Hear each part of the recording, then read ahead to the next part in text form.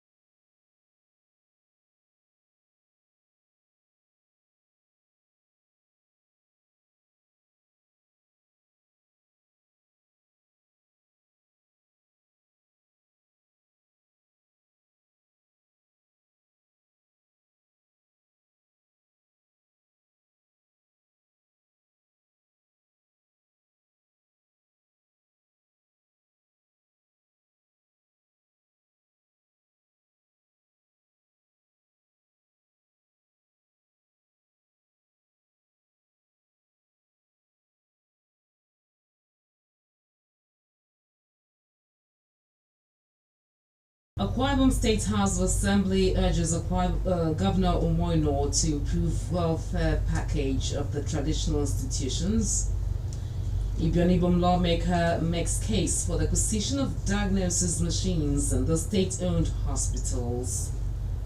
Akwa Ibom State House of Assembly House Committee on Health holds public hearing on anti-stigma HIV and AIDS discrimination law. And here are the details. The Akwa Ibom State House of Assembly has urged the Governor of Akwa Ibom State, Pastor Moino, to improve the monthly welfare packages for the village heads across the entire communities in the different local government areas of the state.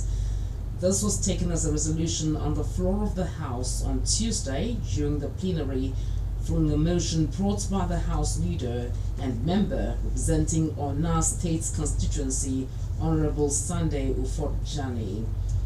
Honorable Jani had in his motion, which contained just a single prayer, requested the House to pass a resolution urging the Governor, His Excellency Pastor Moino, to consider an improved monthly welfare package for the traditional institutions from the 35,000 naira to something much more reasonable considering the harsh economic situation in the country, and by also taking into consideration the complex and cumbersome responsibilities the individual village heads play, which cause the state to be peaceful. Speaking in favor of the motion, members lent their voices to the prayers and also commended the House Leader for his insightfulness by thinking about the welfare situations of the community leaders, which they said that they all deserve such acknowledgement due to their relentless efforts and sacrifices in keeping their various communities peaceful. However, the Speaker, Right Honourable Elder Udemerton, directed the clerk, Mrs. Nsika Abasiorok, to write to the Governor and convey the wish of the House.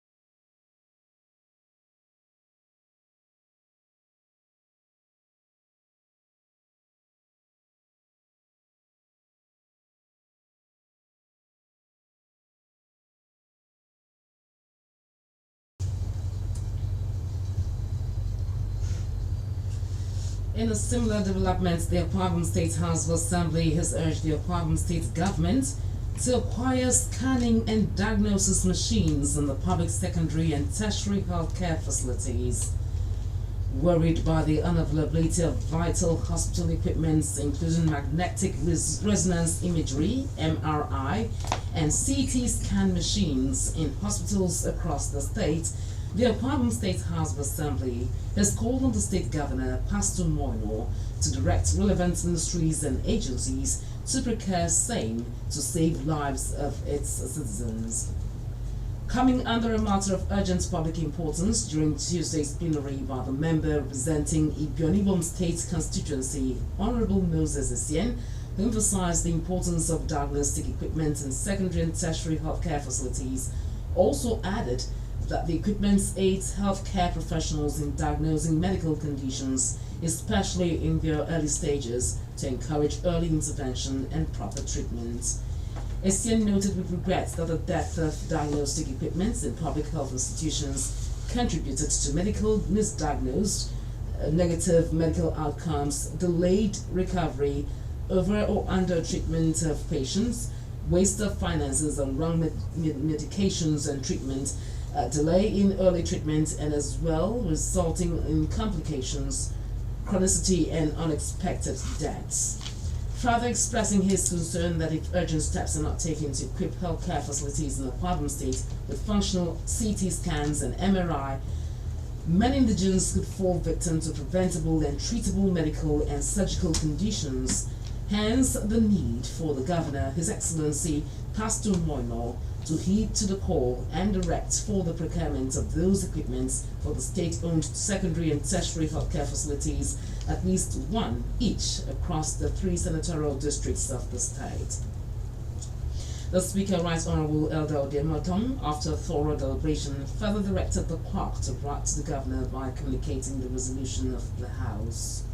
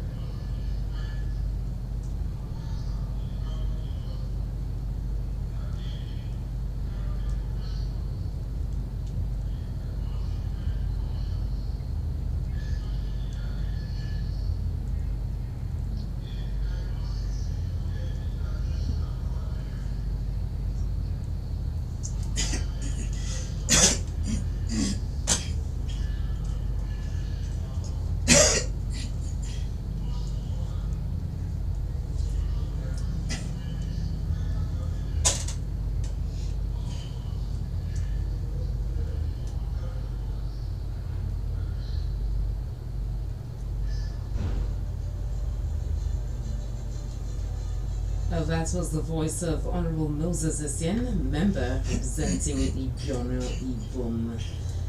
And that's it on the legislative updates. You're still on to the Assembly, reaching you from Memories 96.5 FM. Do stay with us. When we come back, we will be heading straight into business. Yes, talking about issues arising from the public hearing and yesterday's plenary. And to do justice to that is our analyst, our regular analyst in the building this evening. Go nowhere. It's the Assembly.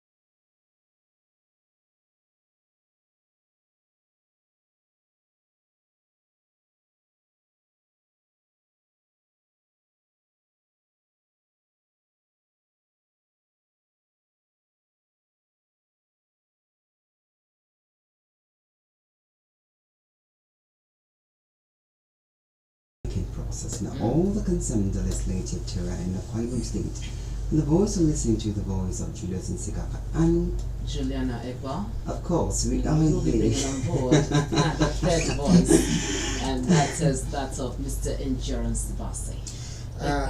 Good evening, Juliana.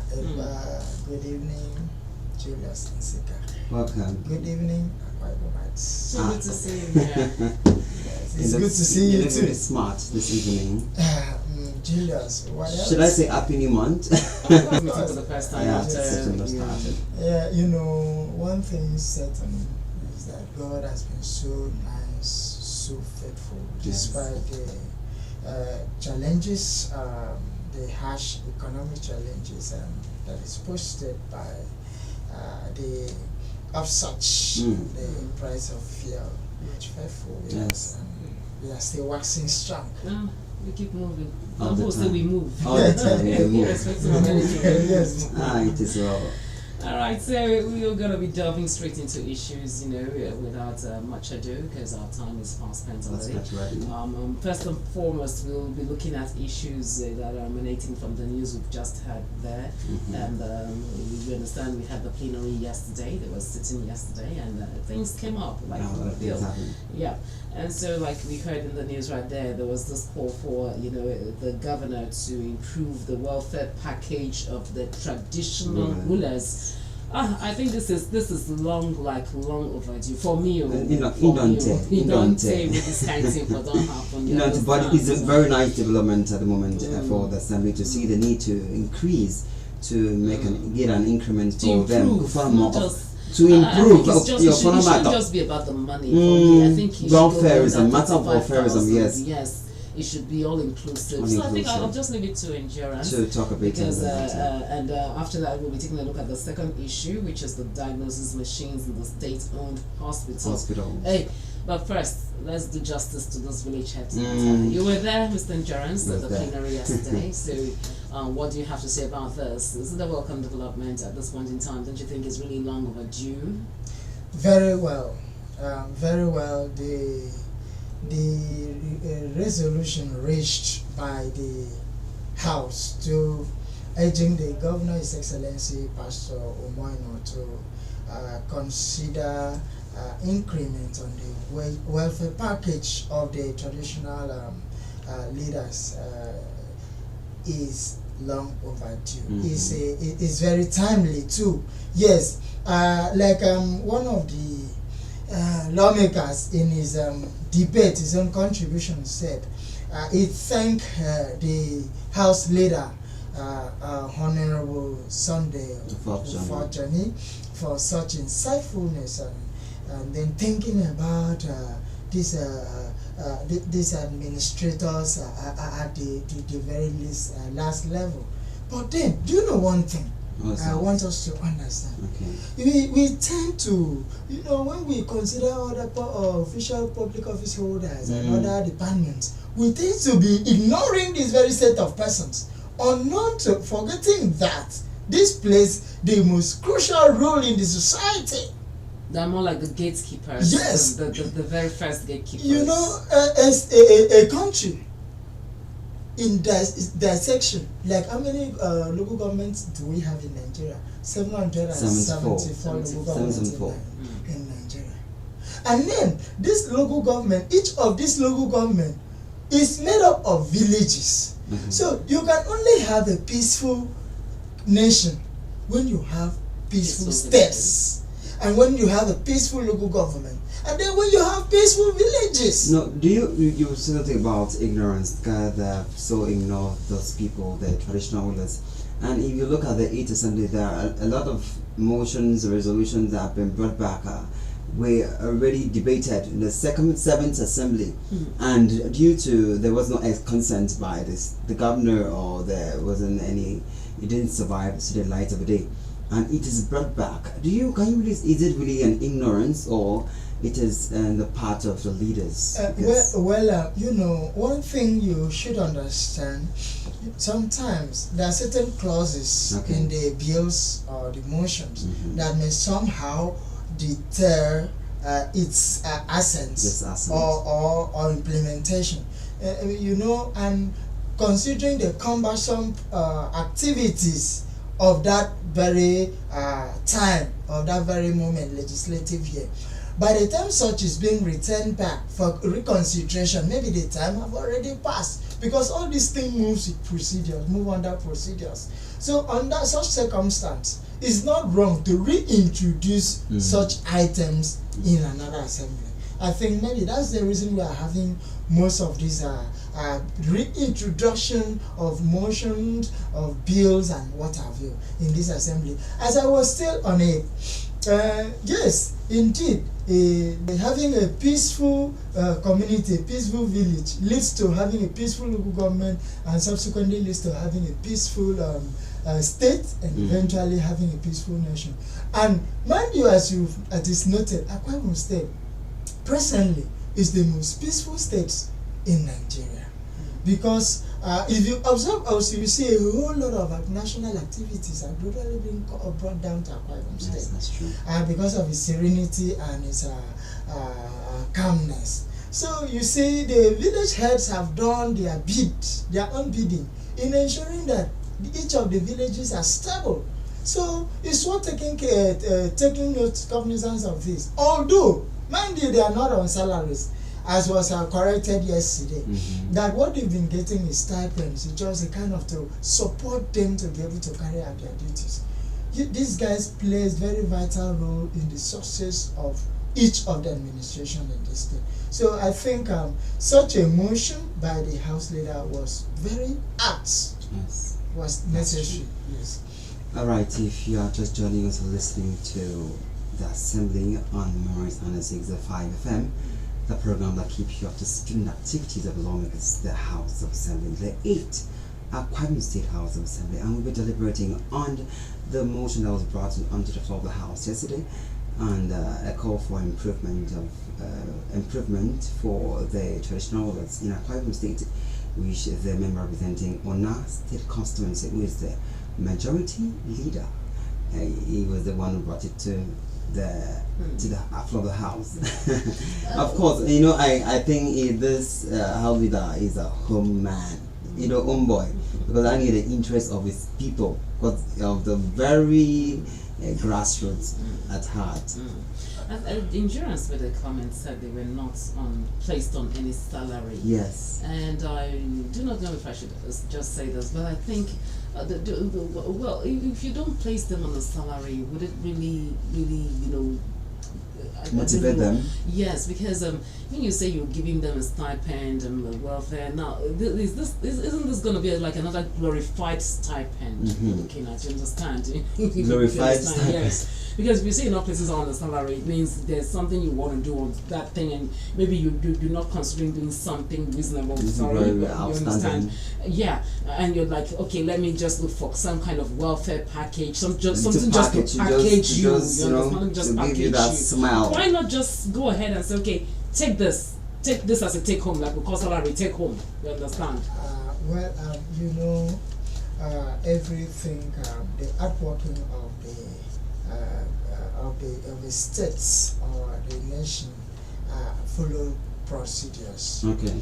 And then what is there in the law that constitute the traditional rulers council?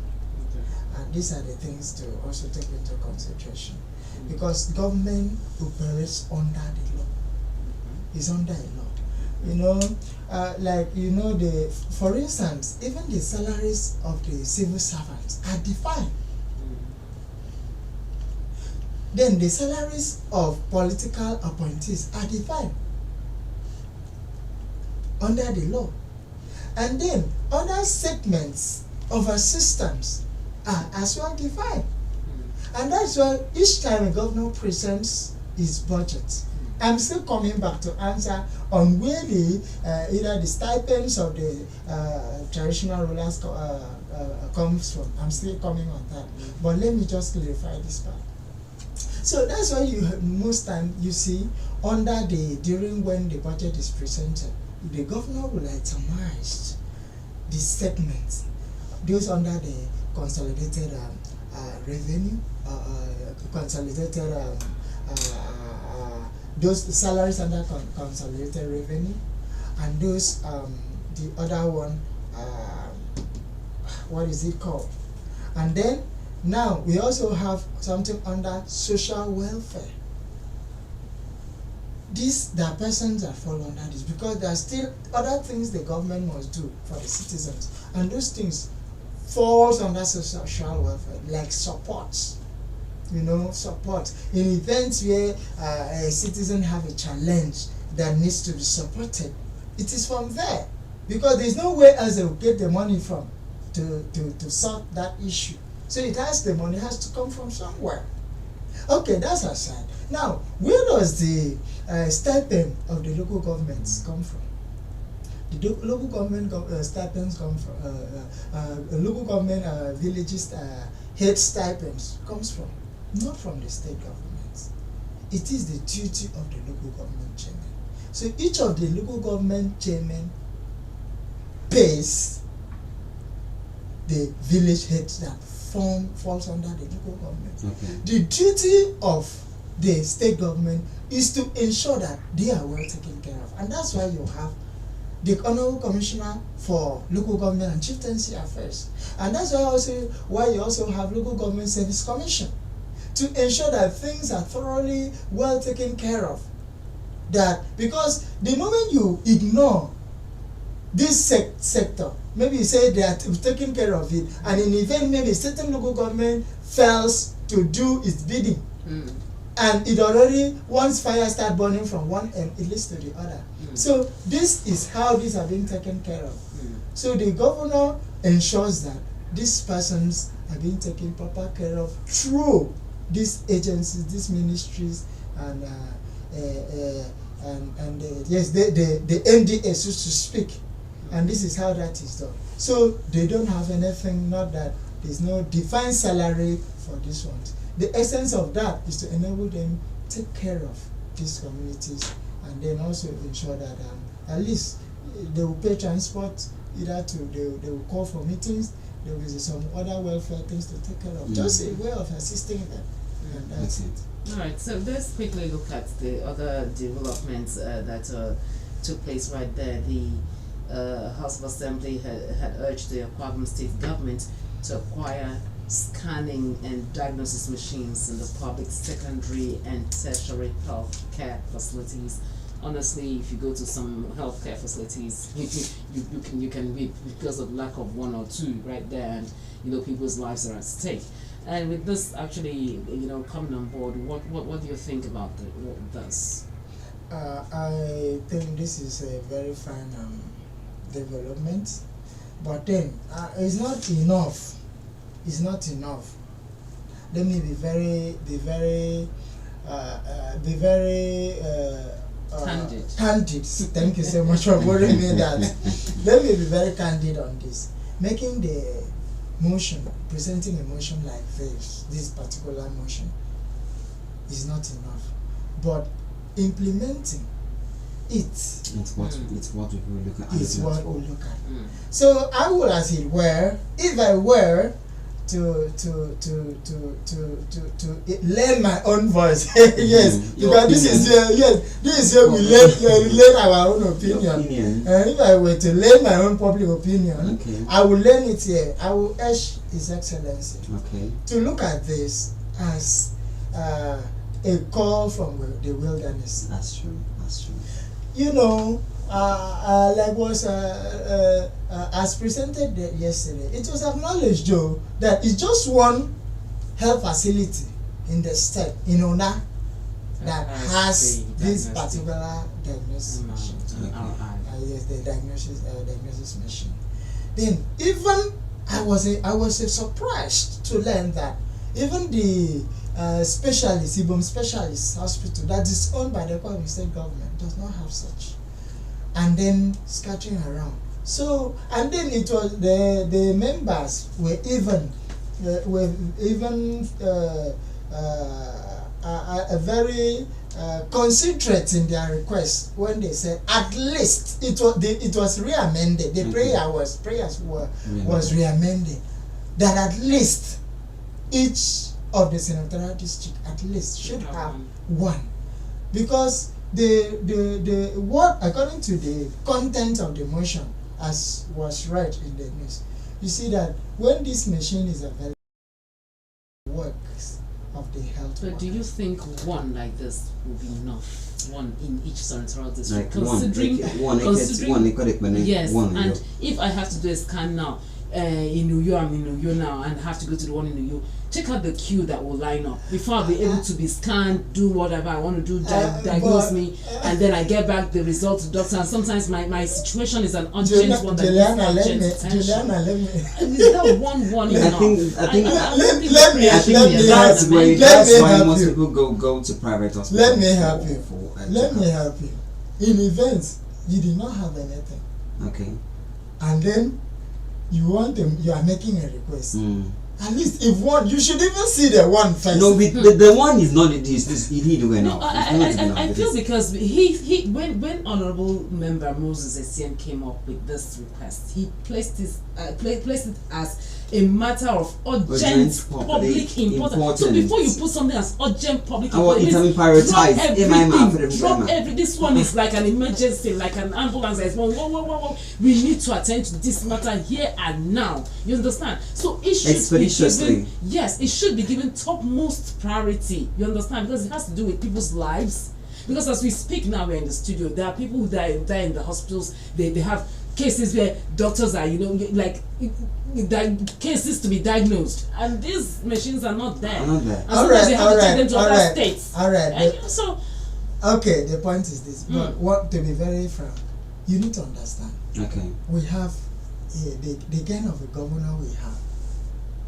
To be very candid with you, His Excellency Pastor Omobase is a listening governor. Governor is one of those governors that it takes into consideration public opinion. Okay. He does that a lot. I asked her just without sounding fanatic. Okay. Yes, I want to state equivocally that the governor is a listening governor. Governor Moina is a listening governor, and he will surely respond to this.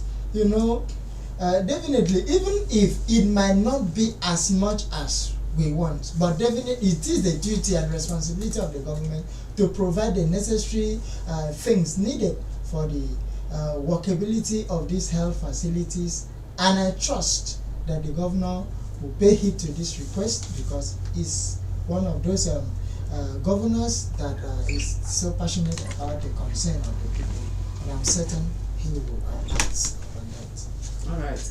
So let's head into the public hearing. hearing. Because last week the Committee on Economic Planning and Development did hold a public hearing on the 2025-2027 medium-term expenditure framework. And today again, the Akwa Ibom House Assembly Committee on Health has just concluded their public hearing on an HIV and AIDS anti-stigma bill, which is a bill to prohibit stigmatization and discrimination against people living with HIV and AIDS, and to regulate the practice of HIV and AIDS counseling and testing, and for other matters connected therewith.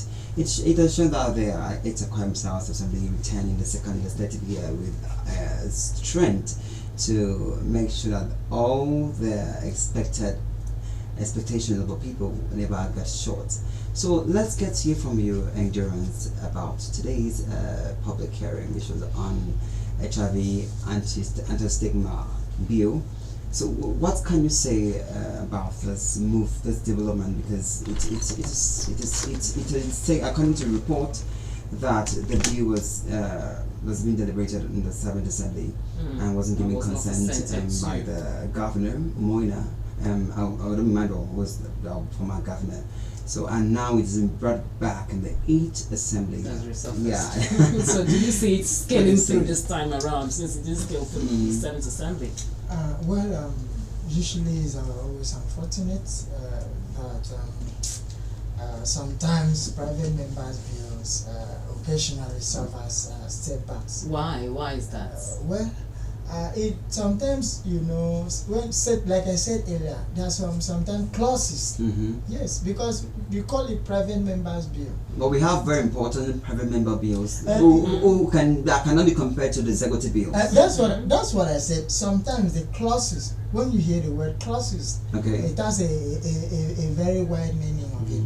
So certain clauses that needs more readjustment and all of that, because even although these bills are private members' bill, the implementation of such bills is specifically the responsibility of the executive. So that is also usually, I think, it used to be one of those reasons why sometimes these bills are not being assented to. Sometimes, like I said earlier, it could be okay, let's send this bill back to them, reconsider this bill. Maybe such bills have been sent back to the members, been sent back to such assembly for maybe at the point when it is sent back, maybe there was not enough time to reconsider it and reintroduce it. And that's why you always have such and similar bills being brought back. Okay, in this instance, we had the State Attorney General representative who made her own input. Yes, she said that the bill, she gave a note on the bill, and also talked about the legal framework on it. Implementation. Yes, and she said the bill would be considered. Because why am I saying so? Consideration of the bill is not really on the table. Why am I saying so?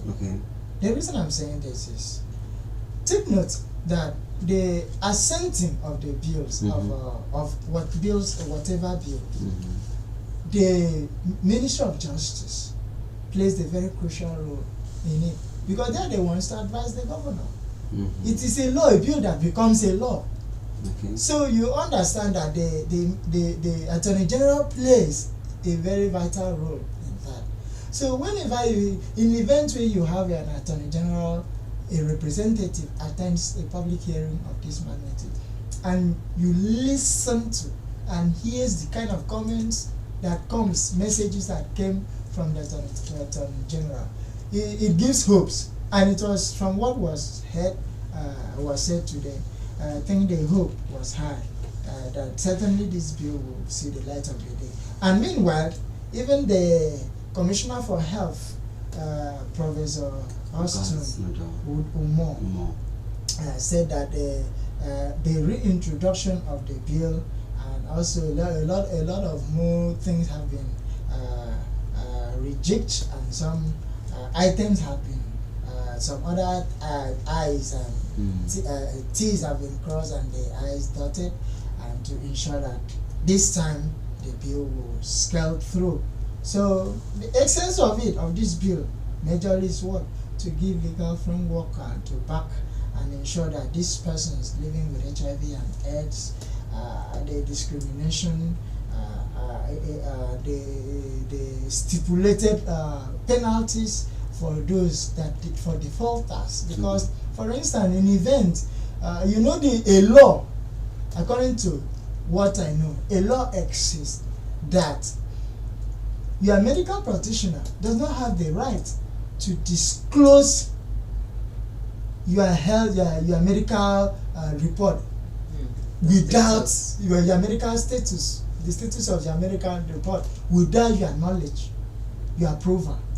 And how much more now? Maybe somebody is tested HIV and AIDS, and you begin to propagate it, and then release such information that leads to this person's being stigmatized, and events where maybe because the person is HIV positive, the person is not allowed to access other facilities such as school and many other things. All right, I think we have a call, Mr. Endurance. Can we take this call? Hello? Hello? Yes, hello, good evening. Hello, good evening. Yeah, evening. Yes, When is please. your father? Hello? Okay, please do also call back. This is Memories Night.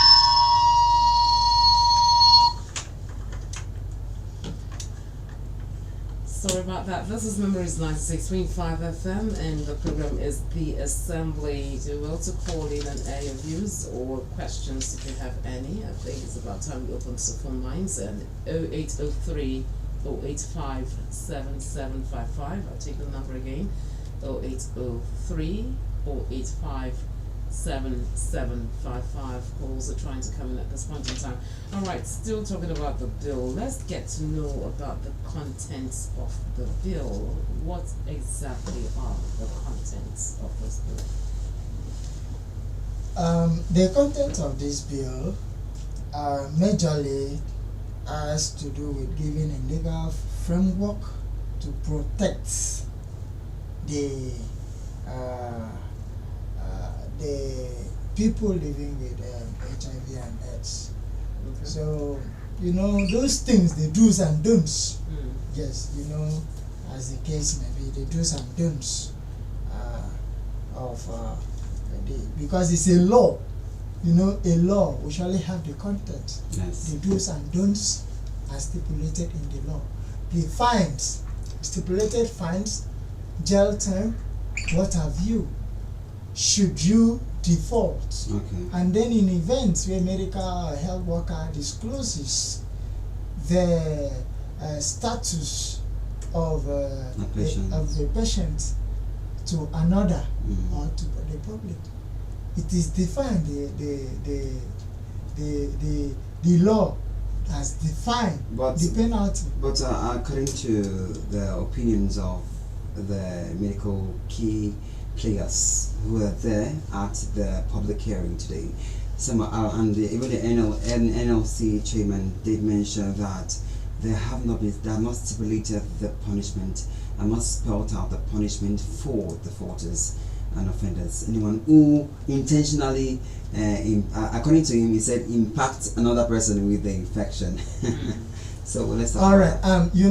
For instance, I think just to correct some of those things, what you felt, they were actually talking about stipulation. That's what we're talking about. Okay, when they say stipulation, for instance, they said this person is liable to a jail term. Okay.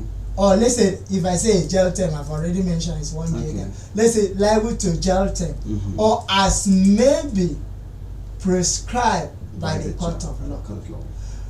Now, what these persons, the opinion makers, were saying was that the law itself should state the actual jail term. The sanction. Spell out the sanction. The sanction. So now, I think that is why you need to understand that when it is a bill is committed for a public hearing, it's for such purposes. Okay. Because to have the citizens' input, and that is the essence of it, while it is being subjected for a public hearing to gather public opinion. So that should come up, and that also will be taken into consideration before its actual passage. Okay, Endurance, a very quick one because of time. You see, the time is gone already, and we have a limited time on the program. The director of CRAN, we have a call here. Okay, let's take this call. Hello? Hello? Hello, good evening. Okay. All right, so I was saying that the director of CRAN, the Center for Human Rights and Accountability Network, Franklin, they mentioned that could we have a call again? Hello? Hello, good evening to you. Hello? I think it's network issues. Do also call back or send an SMS. All right, as I was saying that the director of CRAN, Otuekon Franklin, mentioned that the according to section 100 of the Constitution, providing for motions that have been given to the governor to give consent and assent to, and if it passes 30 days, the House then decide and then recall and then pass it. Yes, the bill and then give consent to. Now let's get to that, because it seems this motion, this bill is coming back on the 8th Assembly. Was it that was it that the 7th Assembly members were not so conversant with this provision because of subsection 4 of the section 100 of the Constitution? You understand that they said the governor will return the bill back. Okay. In events when the governor, these were stated. Yes, and it's there in the Constitution. Yes, we already know this. We Pass through these processes. We all know this. In events where the governor does not send the bill back, okay, now within 30 days, the House have the right to recall for the bill, and then veto, override the governor's assent. Yes. That is how it's stated in the Constitution. Okay. But then, like I said here, that most time the governor send the bills back.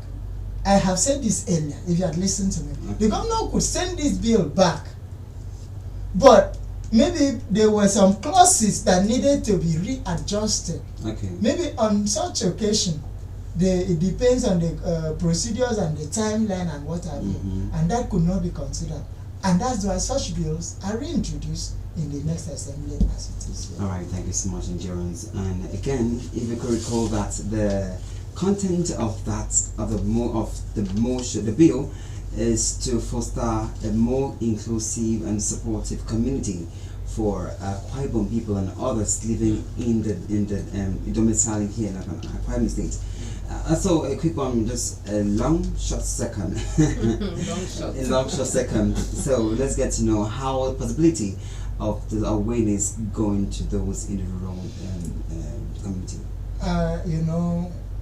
This awareness is to enable this community individuals understand the importance of this law. That is an existing law like this.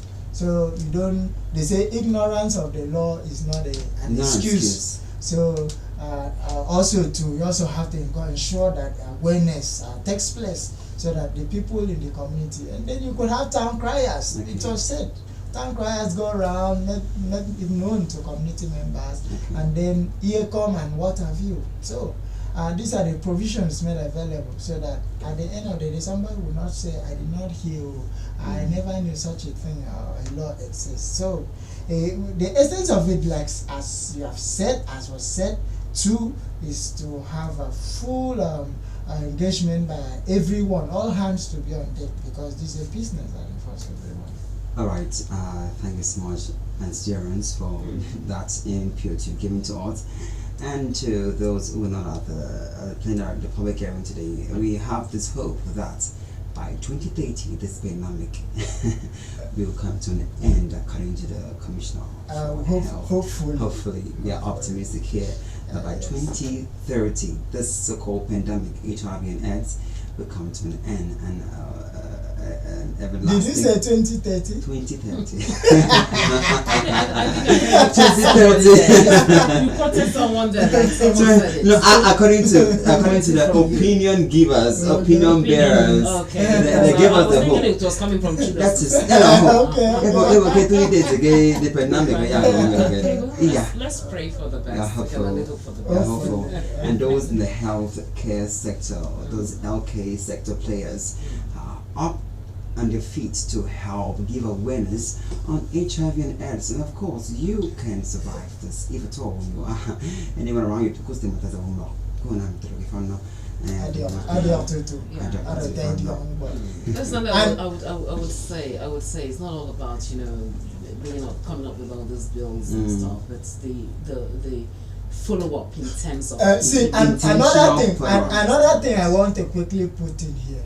The NLC chairman said that when the citizens are maltreated and they become malnourished, somebody may not even be an HIV positive because the person is malnourished, has not been well fed due to the difficulty in the nation. And then somebody could just see the person coming. That already, that alone is stigmatization. Alright. That was from the NLC chairman. He was giving an opinion on the enlightenment. So that's it for today on Memories 165 FM on the program, The Assembly. I saw it every Wednesday in the minutes 7 p.m. to 8 p.m. In the Okara the lawmaking processes, all the motions, the bills, resolutions, and all the concerns you as a constituent, your representatives, and all. So, my name is Julius Nsikaka, and I wasn't alone.